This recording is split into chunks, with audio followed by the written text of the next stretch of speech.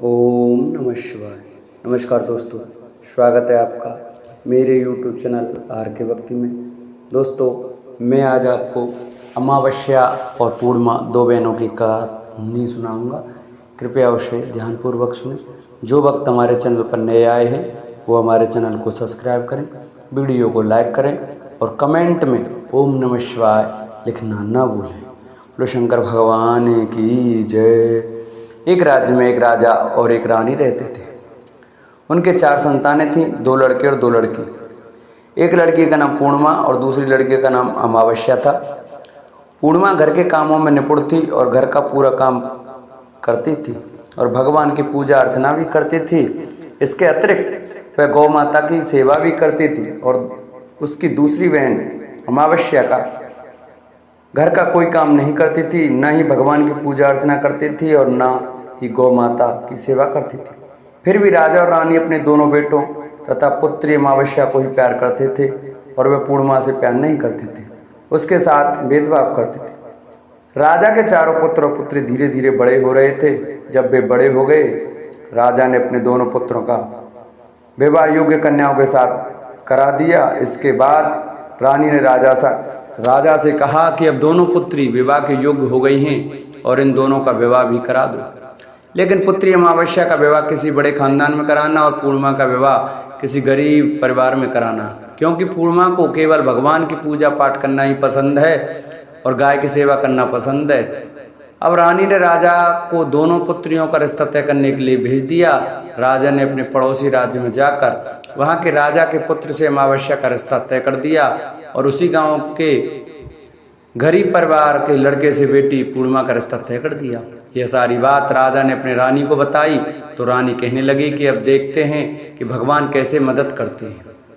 यह बहुत ही पूजा पाठ करती है और भगवान में मग्न रहती है। पूर्णिमा के कई भाई और भाभी पूर्णिमा से बहुत प्यार करते थे, क्योंकि पूर्णिमा उनके घर के कामों में उनका साथ देती थी और उनकी दूसरी बहन अमावस्या उस पर अपना रौब जमाती थी और घर का कोई काम काज नहीं करती थी।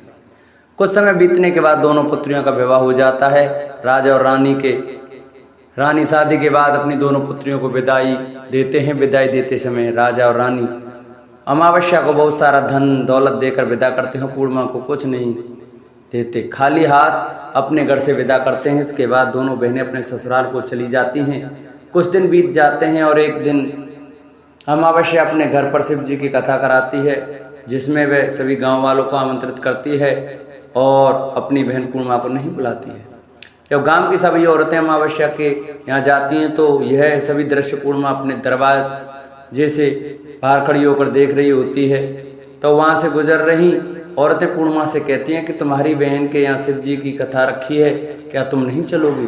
पूर्णिमा ने कहा, मुझे निमंत्रण नहीं आया है, मैं नहीं जा सकती। सभी गांव की औरतों ने पूर्णिमा से कहा, नहीं बुलाया तो क्या हुआ, भगवान शिव की कथा है, तुम हमारे साथ चलो। गांव की सभी औरतों की बात मानकर पूर्णिमा भी उनके साथ भगवान शिव की कथा में अमावस्या के घर चली जाती है। जब अमावस्या की नज़र पूर्णिमा पर पड़ती है तो वह कहती है कि तुम यहाँ कैसे चली आई, मैंने तो तुम्हें बुलाया नहीं था। खैर कोई बात नहीं, अब तुम आ गई हो तो बैठ जाओ। और यह कहते हुए अमावस्या पूर्णिमा की दरिद्रता का भी मजाक उड़ाती है। यह सुन पूर्णिमा की आंखों में आंसू आ जाते हैं और रोते रोते मन ही मन पूर्णिमा भगवान शिव से विनती करती है, हे भगवान, क्या पूजा पाठ करना गलत है? गौ माता की सेवा करना गलत है? आखिर मेरी गलती क्या है? आप मुझ पर अपनी कृपा दृष्टि क्यों नहीं डालते? जब पूर्णिमा बार बार भगवान शिव से यह कहती है, तब तक शिव जी की कथा पूरी हो जाती है और अमावस्या भगवान का प्रसाद सभी लोगों को देती है, लेकिन पूर्णिमा को वह प्रसाद नहीं देती। पूर्णिमा बिना प्रसाद के ही अपने घर लौट आती है। रास्ते में वह सोचती है कि यदि बच्चे कथा का प्रसाद मांगेंगे तो वह उन्हें क्या जवाब देगी।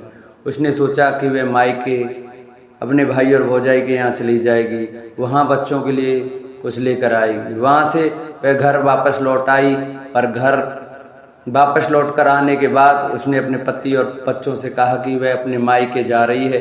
पति ने कहा ठीक है। कुछ समय बाद पूर्णिमा अपने मायके के लिए चल देती है। रास्ते में एक चबूतरा पड़ता है जिस पर तुलसी का पौधा लगा है। एक बूढ़ी अम्मा बैठी है, वह कोई और नहीं साक्षात तुलसी माँ है।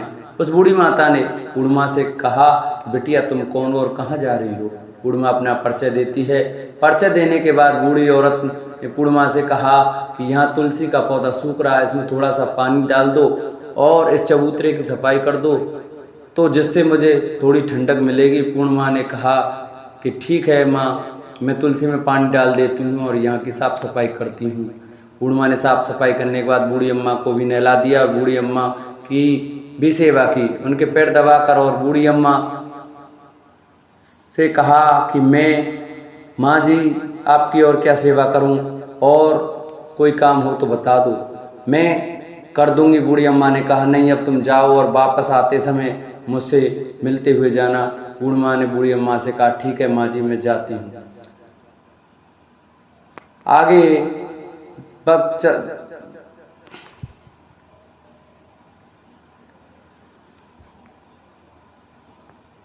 वापस आते वक्त आपसे मिलते हुए जाऊंगी। कुछ दूर आगे चलने के बाद एक शिव मंदिर आता है, वहाँ उसे बाबा मिले जो मंदिर के बाहर बैठे हुए थे। वह कोई और नहीं, साक्षात भोलेनाथ थे। उन्होंने पूर्णिमा से कहा कि कहाँ जा रही हो बेटी, तुम कौन हो? तब पूर्णिमा ने अपना पर्चा दिया। फिर बाबा ने कहा, पूर्णिमा से कहा इस चबूतरे की और इस मंदिर की सफाई कर दो। तब पूर्णिमा ने मंदिर की और चबूतरे की सफाई कर दी और वहाँ पर पूजा पाठ भी की और साफ सफाई पूजा अर्चना के बाद उन्होंने बाबा को भी नहला दिया। और उसने कहा कि बाबा और कोई काम हो तो बताइए।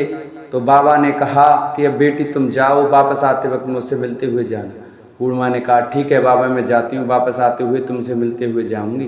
कुछ दूर चलने के बाद पूर्णिमा को एक काली जी का मंदिर दिखा, वहाँ भी एक बूढ़ी अम्मा चबूतरे पर बैठी थी। उस बूढ़ी औरत ने भी पूर्णिमा से कहा कि बेटी तुम कौन हो, कहाँ जा रही हो? तब पूर्णिमा ने उस बूढ़ी औरत को भी अपना परिचय दिया। बूढ़ी औरत ने पूर्णिमा से कहा कि यहाँ पर सभी पूजा पाठ करने के लिए आते हैं, लेकिन मंदिर की सफाई कोई नहीं करने आता, इसलिए तुम मंदिर की और चबूतरे की सफाई कर दो। पूर्णिमा ने कहा ठीक है माँ जी, और पूर्णिमा मंदिर की और चबूतरे की सफाई कर देती है और पूजा पाठ भी करती है और माता जी का श्रृंगार करती है और वह बूढ़ी अम्मा को भी नहला देती है और बूढ़ी अम्मा के पैर दबाती है और कहती है कि सभी काम हो गया माँ जी, और कोई काम हो तो बताइए। बूढ़ी अम्मा कहती है नहीं बेटी तुम जाओ, लेकिन वापस आते वक्त मुझसे मिलते हुए जाना। पूर्णिमा कहती है ठीक है, और वह आगे चलती है। चलते चलते एक नदी आती है, वहाँ पर भी एक बूढ़ी अम्मा बैठी रहती है और कहती है कि बेटी तुम कौन हो, कहाँ जा रही हो? उसे भी पूर्णिमा अपना परिचय देती है। बूढ़ी औरत पूर्णिमा से कहती है कि नदी पर स्नान करने के लिए यहाँ सब आते हैं, लेकिन यहाँ की साफ सफाई कोई नहीं करता, इसलिए तुम इस किनारे पर सफाई कर दो। पूर्णिमा कहती है ठीक है माँ जी, और वहाँ की साफ सफाई कर देती है। और वह बूढ़ी अम्मा के पैर दबाती है और कहती है माँ जी और कोई काम हो तो बताइए। बूढ़ी औरत कहती है कि कुछ नहीं बेटी तुम जाओ, लेकिन वापस आते वक्त मुझसे मिलते हुए जाना। और वह नाव से नदी के किनारे तक पहुंच जाती है और वह अपने मायके में पहुंचती है और वहां पर पूर्णिमा के भाई और भाभी उसे देखकर बहुत खुश हो जाते हैं और वे पूर्णिमा की बहुत खातिरदारी करते हैं और उससे बहुत सारी बातें करते हैं और कहते हैं कि बच्चों को भी साथ लेकर आती तो बहुत अच्छा होता। कुछ समय के बाद पूर्णिमा ने अपनी भाभी से वापस जाने को कहा तो उसकी भाभी ने उसके लिए एक थैले में साड़ी और बच्चों के लिए कपड़े और खाने पीने की कुछ चीज़ें रख दी और कहा कि तुम बहुत दिनों के बाद आई हो। और पूर्णिमा भी भाभी ने वह थैला पूर्णिमा के हाथ में दे दिया और कहा कि जाओ और बहुत जल्दी वापस आना। पूर्णिमा अपने घर को निकल गई और उसी नदी के किनारे पहुंची और नाव में बैठ दूसरे किनारे पर उतर गई। वहां उतरने के बाद बूढ़ी अम्मा मिली जो साक्षात गंगा मैया थी। उस बूढ़ी अम्मा ने पूर्णिमा को थैला दिया और कहा कि तुम अपने घर जाकर इस थैले को खोलना। पूर्णिमा के पास अब 2 थैले हो गए। उन्हें लेकर पूर्णिमा वहां से रवाना हुई। कुछ दूर चलने पर काली माँ का मंदिर आया। वहां पर काली माँ बूढ़ी माँ के रूप में विराजमान थी। उसने कहा कि बेटी आ गई? पूर्णिमा ने कहा हाँ माँ जी मैं आ गई। तो काली माँ ने भी उसे थैला दिया और कहा तुम ये लो अपने घर जाकर खोलना। पूर्णिमा के पास 3 थैले हो गए थे। पूर्णिमा को आगे कुछ दूर जाने पर शिव जी का मंदिर आया जहाँ बाबा के रूप में शिव जी स्वयं विराजमान थे। बाबा ने कहा कि पूर्णिमा तुम वापस आ गई? पूर्णिमा ने कहा हाँ बाबा मैं वापस आ गई। बाबा ने भी पूर्णिमा को थैला दिया और कहा कि यह थैला तुम घर जाकर ही खोलना। पूर्णिमा ने कहा ठीक है। अब पूर्णिमा के पास 4 थैले हो गए थे। पूर्णिमा ने सोचा 4 थैले को अब कैसे ले जाया जाए। उन्होंने एक पुरानी साड़ी निकाली और उन सभी थैलों को एक गठरी बना लिया और सर पर रखकर वहाँ से निकल गई। कुछ दूर जाने के बाद उन्हें तुलसी माता बूढ़ी औरत के रूप में मिलती हैं और कहती हैं, पूर्णिमा तुम आ गई। हाँ माँ जी मैं आ गई। वह बूढ़ी औरत भी उसे एक थैला देती है और कहती है कि यह थैला तू अपने घर जा कर ही खोलना। पूर्णिमा कहती है ठीक है माँ जी। अब पूर्णिमा के पास 5 थैले हो गए। पूर्णिमा वहाँ से रवाना हुई तो वापस अपने घर पहुँच गई। पूर्णिमा ने थैलों को नीचे रखा और सबसे पहले अपने मायके का थैला खोल कर देखने लगी। उसमें बच्चों के लिए अच्छे अच्छे कपड़े और खाने पीने की चीज़ें थीं और उसमें कुछ गहने भी रखे थे।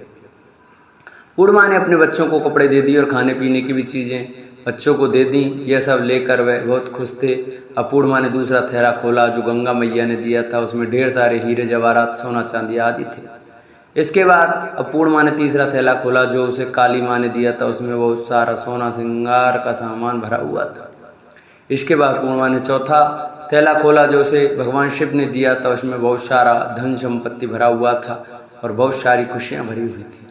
इसके बाद अब पूर्णिमा ने 5वां थैला खोला जो उसे तुलसी माँ ने दिया था। उसमें चावल दाल और 7 प्रकार की खाने की चीज़ों से भरा हुआ था। अब पूर्णिमा के घर में किसी भी चीज़ की कमी न थी। उसका घर धन धान्य से भरा हुआ था और अंततः पूर्णिमा और उसके परिवार में के सुख में जीवन व्यतीत करने लगा। अब पूर्णिमा के मन में विचार आया कि क्यों ना शिव जी की कथा कराई जाए और शिव जी की कथा में एक कार्यक्रम रखा जाए। पूर्णिमा ने गांव के सभी लोगों को आमंत्रित किया और घर घर जाकर सभी लोगों को बुलाया। पूर्णिमा अपनी बहन अमावस्या के घर भी गई और अमावस्या को भी शिव जी की कथा के लिए अपने घर पर बुलाया। जब अमावस्या पूर्णिमा के घर शिव जी की कथा में आई तो उसने देखा कि पूर्णिमा के घर में किसी भी चीज़ की कोई कमी नहीं है। इतना सारा धन दौलत यह देखकर उसने कहा कि अमावस्या को देखकर घर में इतना धन और दौलत कहाँ से आई। पूर्णिमा ने कहा कि देखो तब शिव जी की कथा में मुझे नहीं बुलाया था, फिर भी मैं चली आई और तुमने मुझे प्रसाद तक नहीं दिया था और मेरी गरीबी का मजाक भी उड़ाया था। उसके बाद मैं अपने घर आई और घर आते हुए मन ही मन सोचती रही कि मेरे मायके जाऊंगी और अपने मायके चली गई और जो कुछ घटना इस बीच हुई वह सभी घटना अपनी बहन अमावस्या को बता दी। तो अमावस्या कहती है कि तुमने भी मुझे प्रसाद मत दो और मुझे डांट लो, लेकिन पूर्णिमा ने कहा कि यह तो भगवान का प्रसाद है, मैं तो सबको दूंगी। फिर भी अमावस्या ने प्रसाद नहीं लिया। वह सीधे अपने घर चली गई। घर जाकर अपने बच्चों से कहा कि मैं अपने मायके जा रही हूँ। वह अपने मायके जाने के लिए तैयार हो गई। मायके के लिए निकल कर उसे रास्ते में चलते चलते तुलसी माता जी मिली जो चबूतरे पर बूढ़ी अम्मा के रूप में बैठी थी। बूढ़ी अम्मा ने अमावस्या से कहा कि बेटी तुम कौन हो, कहाँ जा रही हो। अमावस्या ने अपना परिचय दिया। बूढ़ी अम्मा ने कहा कि बेटी यह तुलसी का पौधा सूख रहा है, इसमें थोड़ा सा पानी डाल दो और इस चबूतरे की सफाई कर दो। इस पर अमावस्या ने कहा कि बुढ़िया तुझको दिखाई नहीं दे रहा कि मैंने इतनी महंगी साड़ी पहन रखी है, गंदी हो जाएगी। वहाँ से आगे चली जाने पर उसे भगवान शिव को पाया जिसे उसने ऐसा ही कहा। उसके बाद आगे जाने पर उसने काली माँ मिली जिससे भी उसने यही सारी बातें कहीं। आगे जाने पर उसे गंगा मैया मिली, उसने यही सब कहा और आगे चली गई। उसके बाद अमावस्या जब नाव में बैठी तो उसे नाव में फूलों की जगह कांटे थे, उसके पैरों में चुभ रहे थे। किनारे पर उतरकर वहाँ उसकी मायके चली गई। जब वहाँ उसे उसकी भाभियों और भाइयों ने देखा तो मन ही मन कहने लगे, काम की न काज की, ढाई अनाज की।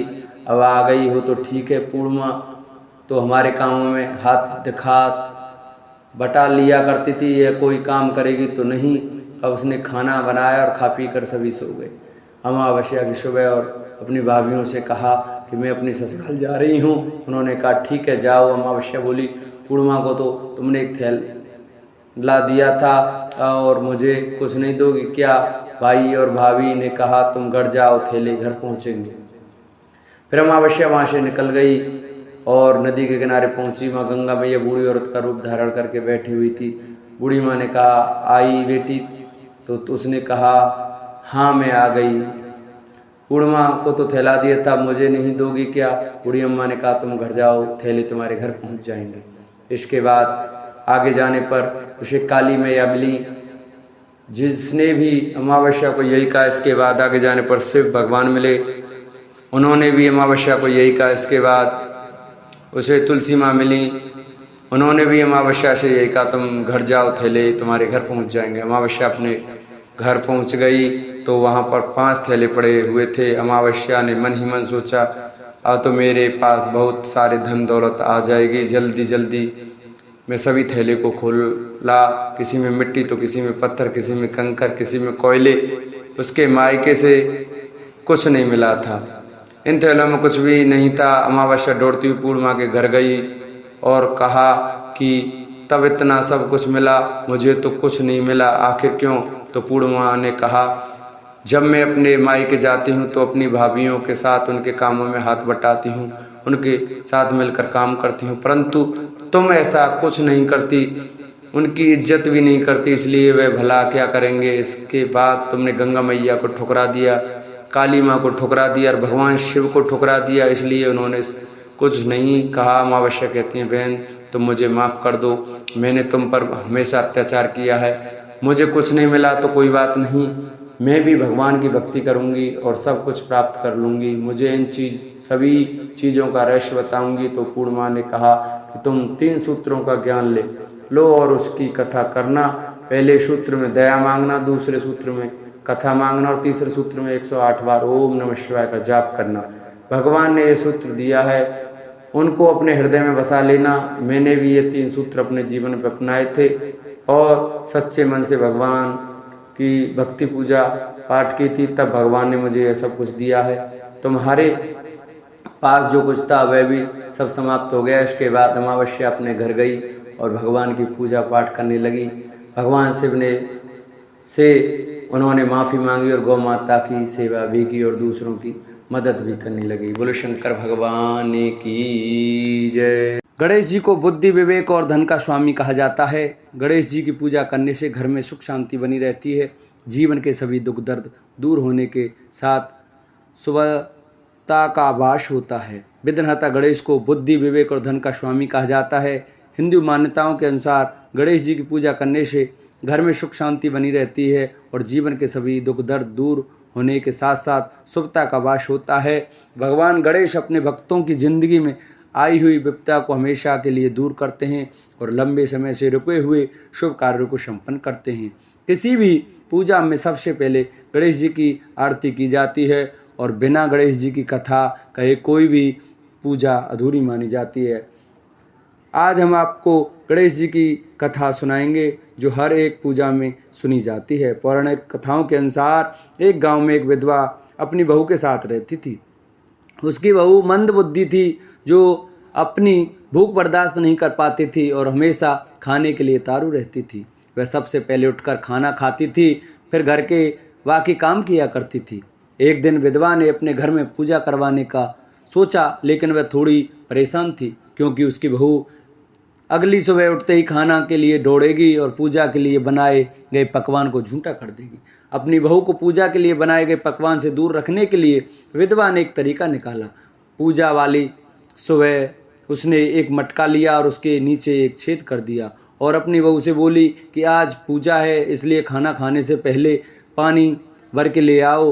बहू की भी चालाक निकली, उसने देख लिया था कि विधवा ने मटके के नीचे छेद कर दिया है, इसलिए वह अपनी साड़ी में आटा बांधकर पनघट पर चली गई। वहाँ उसने आटा निकाला और कुएं के पानी से मदद से बाटियां बनाने लगी गई। कुएं के पास ही एक शमशान घाट था जहाँ चिताई जलाई जा रही थी। बहू ने उसकी आंच में अपनी बटियां सेक लीं। उसकी बटियां सूखी थीं तो वह पास में ही गणेश जी के मंदिर चली गई जहाँ गणेश जी को किसी ने चोला चढ़ाया था। उसने देखा कि गणेश जी की तोंद पर घी लगा हुआ है। उसने उस घी को अपनी बाटी पर लगा लिया और उसका भोग गणेश जी को लगाकर वह बाटी खा ली और घर वापस चली गई। बहू की इस हरकत पर गणेश जी को बहुत गुस्सा आया और उन्होंने गुस्से में अपने नाक पर उंगली चढ़ा लिया। जब गांव वालों ने देखा कि गणेश जी ने अपने नाक के ऊपर उंगली चढ़ा लिया है तो उन्हें मनाने के लिए बहुत जद्दोजहद किया गया, लेकिन गणेश जी ने अपनी उंगली वापस नहीं उतारी। जब यह बात राजा को पता चली तो राजा ने बड़े बड़े पंडित और ज्योतिषियों को बुलवाया और हवन करवाया, लेकिन गणेश जी फिर भी नहीं माने। सब बहुत चिंतित थे। राजा ने पूरे गांव में यह ऐलान करवा दिया कि जो भी इंसान गणेश जी की नाक पर से उंगली हटाने में सफल होगा उसे इनाम के तौर पर 5 गाम दिया जाएगा। गांव के सभी लोग गणेश जी को मनाने में लग गए, लेकिन गणेश जी माने ही नहीं और अपनी उंगली चढ़ाए रखे। अंत में विधवा की बहू बोली कि अगर सब उसे आज्ञा दें तो वह गणेश जी की उंगली हटा सकती है। उसकी बात सुनकर विधवा हंसने लगी और बोली कि जब बड़े बड़े विद्वान कुछ नहीं कर पाए तो वह कैसे गणेश जी को मना पाएगी। किसी ने बोला कि जब सब लोगों को मौका मिला तो उसे भी एक मौका मिलना चाहिए। फिर सभी लोग बहू को एक मौका देने के लिए मान गए, लेकिन बहू ने एक शर्त रखी। उसने कहा कि उसके घर से लेकर मंदिर तक पर्दा बांधा जाए। सब लोगों ने सोचा कि इतना कुछ तो हो ही चुका है तो पर्दा बांधने में क्या जाता है। बहू के कहे अनुसार उसके घर से लेकर मंदिर तक पर्दा लगाया गया। बहू ने अपना दिमाग लगाया और वह अपने पेटीकोट में मोगरी छिपाकर मंदिर चली गई। मंदिर जाकर उसने गणेश जी से बोला कि मैंने आपकी तोंद से जरा सा घी क्या लिया, आपने अपने नाक पर उंगली चढ़ा ली। अब आप पर से उंगली हटा रहे हो या दूं एक मोंगरी कि अभी आपके टुकड़े टुकड़े हो जाएंगे। बहू की ये चेतावनी सुनकर गणेश जी थोड़ा डर गए और उन्होंने सोचा कि यह तो पूरी पागल है, कहीं सच में यह मेरी मोंगरी न मार दे। गणेश जी ने बिना सोचे समझे अपनी नाक पर से उंगली हटा ली, जिसे देखकर गांव वासी खुश हो गए और बहू का जयकारा करने लगे। राजा के ऐलान के मुताबिक बहू को 5 गांव इनाम में दिए गए। यह कथा सुनकर लोग गणेश भगवान से यह मांगते हैं कि वह भी उस बहू की तरह सबकी बात मान जाएं और उनकी मनोकामना पूरी कर दें। बोलो गणेश भगवान की जय। जिन भक्तों को हमारी वीडियो अच्छी लगी हो वो हमारी वीडियो को ज़्यादा से ज़्यादा शेयर करें, चैनल को सब्सक्राइब करें, वीडियो को लाइक करें और कमेंट में श्री गणेशाय नमः लिखना न भूलें। बोलो गणेश भगवान की जय। बोलो गणपति महाराज की जय।